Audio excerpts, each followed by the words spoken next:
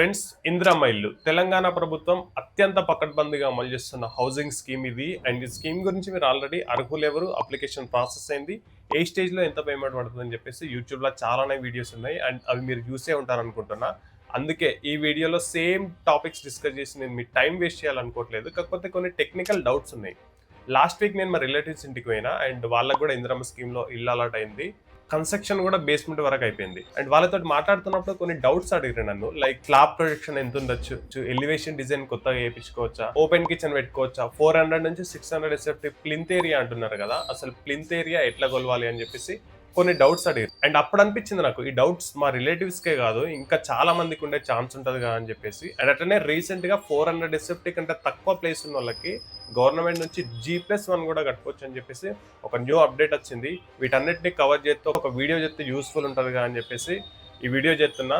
So మీకు గిట్లా Indiramma scheme లో ఇల్లు అలాట్ అయి ఉంటే ఈ వీడియో కంప్లీట్ చూసిన తర్వాత ఇంకేమైనా డౌట్స్ ఉంటే కూడా కామెంట్ చేయర్రి, నేను తప్పకుండా రిప్లై ఇస్తా. Let's start the video.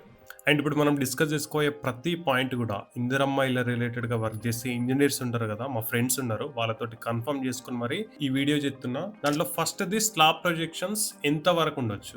అఫీషియల్గా ఇంతకు ముందుకు ఎలాంటి రూల్స్ ఉండకపోతున్నాయంట. సో అందుకే చాలా మంది ఎక్కువ పెట్టుకునేటోళ్ళట. దాని గురించి రీసెంట్గా ఒక మీటింగ్లో మీరు ఇక్కడ చూస్తున్నట్టు ఒక సైడ్ 6 feet, ఇంకొక సైడ్ 3 feet, అండ్ మిగతా 2 సైడ్లల్లో 1 feet వరకు మ్యాక్సిమం పెట్టుకోవచ్చు. అండ్ ఈ స్లాబ్ ప్రొజెక్షన్స్లో ఇలాంటి రూల్స్ మెయింటైన్ చేయడమే బెటర్. ఎందుకంటే ఎక్కువ పెట్టుకున్నాం అనుకోండి, 2 ప్రాబ్లమ్స్ ఉంటాయి. ఒకటి, క్యాంటిలివర్ ప్రొజెక్షన్స్కి కింద సపోర్ట్ ఏమి ఉండదు కాబట్టి ఒకటి స్లాబ్ మీద లోడ్ ఎక్కువ పడ్డది అనుకోండి, బెండ్ అయ్యే ఛాన్సెస్ ఎక్కువ ఉంటాయి. అండ్ అట్లనే ఇంకొకటి ఏంటంటే, మనం ఈ వర్క్ అనేది గుత్తకిచ్చినాం అనుకోండి మేస్త్రికి, వాళ్ళు స్లాబ్ ఎస్ఎఫ్టీ ప్రకారమే వాళ్ళ ప్రైస్ అనేది తీసుకుంటారు. ఎగ్జాంపుల్కి 500 ఎస్ఎఫ్టీ ఈ బిల్డింగ్ చూడర్రి.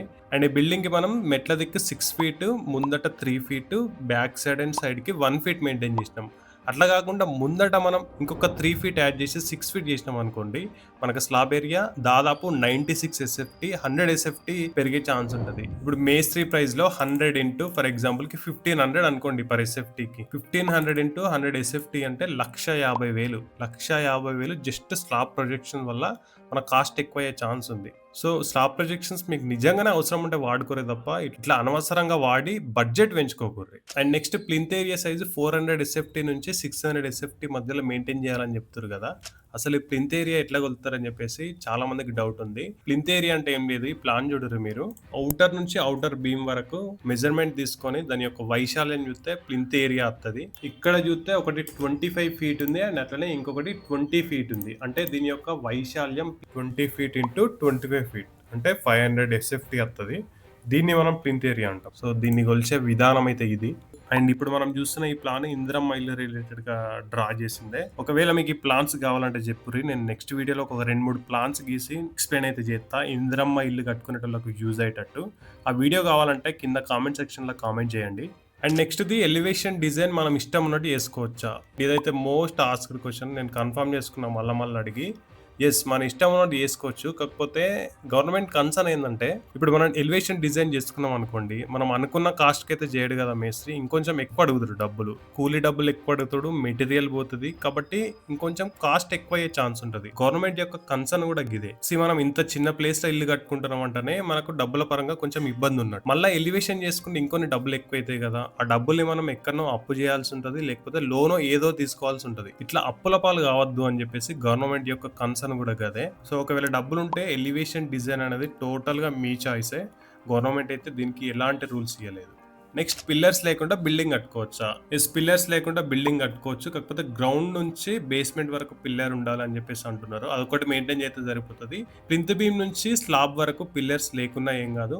నెక్స్ట్, ఓపెన్ కిచెన్ కట్టుకోవచ్చు. ఓపెన్ కిచెన్ అంటే ఏం లేదు, మధ్యలో పార్టీషన్ వాల్ ఉండదు, బ్రేక్ఫాస్ట్ కౌంటర్ అని ఉంటుంది, లేకపోతే అది ఖాళీ ప్లేస్ కన్నా ఎంటీగా ఉంటుంది. ఇట్లా కట్టుకోవచ్చు అని చెప్పేసి నెక్స్ట్ డౌట్. ఓపెన్ కిచెన్ కట్టుకోవడానికి గవర్నమెంట్ అలౌ చేయట్లేదు, ఖచ్చితంగా పార్టీషన్ ఉండాలని చెప్పేసి అయితే గైడ్ లైన్స్ ఉన్నాయి. కన్ఫామ్ గా ఇంటి లోపల 3 rooms, ఒకటి బెడ్రూమ్, హాల్, కిచెన్, 3 ఖచ్చితంగా ఉండాలి. 3 పార్టీషన్ చేసి ఉండాలి. సో ఫైనల్ గా ఓపెన్ కిచెన్ కి అయితే అలౌ లేదు.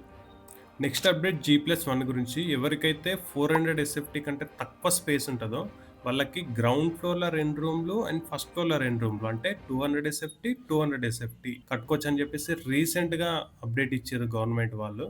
అండ్ వీళ్ళకి పేమెంట్ స్టేజెస్ మనం చూసుకున్నట్టయితే ఒకటి గ్రౌండ్ ఫ్లోర్‌లో బేస్‌మెంట్ అండ్ కాలమ్స్ అయిపోయిన తర్వాత 1,00,000 అండ్ స్లాబ్ అండ్ ఫస్ట్ ఫ్లోర్‌లో కాలమ్స్ అయిపోయిన తర్వాత ఇంకొక 1,00,000 ఫస్ట్ ఫ్లోర్ అండ్ సెకండ్ ఫ్లోర్‌లో వాల్స్ కట్టిన తర్వాత 2,00,000 అండ్ మొత్తం ఫినిషింగ్ అయిపోయిన తర్వాత 1,00,000 చొప్పున సేమ్ వీళ్ళకి కూడా 5,00,000 ఇస్తారు. అండ్ ఇది సెపరేట్ స్కీమ్ ఏం కాదు. ఇది కూడా ఇందిరమ్మ ఇల్లు స్కీమే.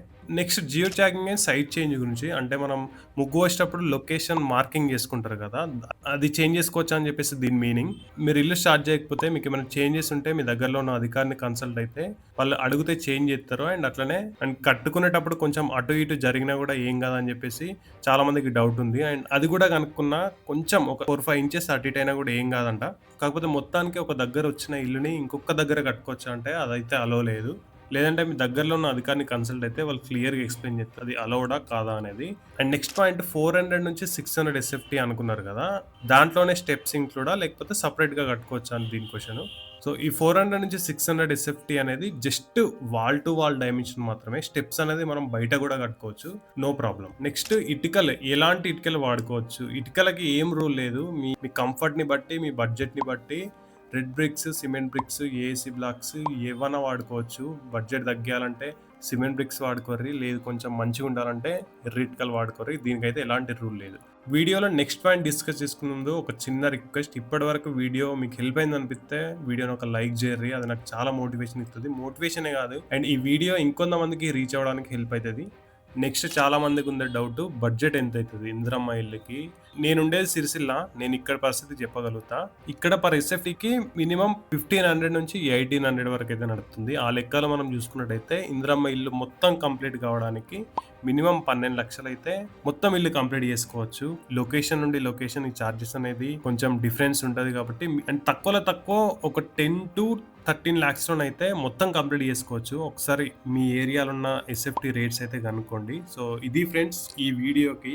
అండ్ నెక్స్ట్ వీడియోలో మీకు ఇందిరమ్మ రిలేటెడ్ వాస్తు ప్లాన్స్ కావాలంటే చెప్పుర్రి. కామెంట్ చేయర్రి. నేను డెఫినెట్‌లీ ఒక 2, 3 ప్లాన్స్ గీసి నేనైతే నెక్స్ట్ వీడియో చేత్తా. అంతే ఈ వీడియోకి ఇంతే. హోప్ ఈ వీడియో మీకు నచ్చిందనుకుంటాను. నచ్చితే లైక్ చేయర్రి అండ్ ఛానెల్‌కి ఫస్ట్ టైమ్ వచ్చినట్లయితే సబ్స్క్రైబ్ చేసుకోండి. Thank you so much.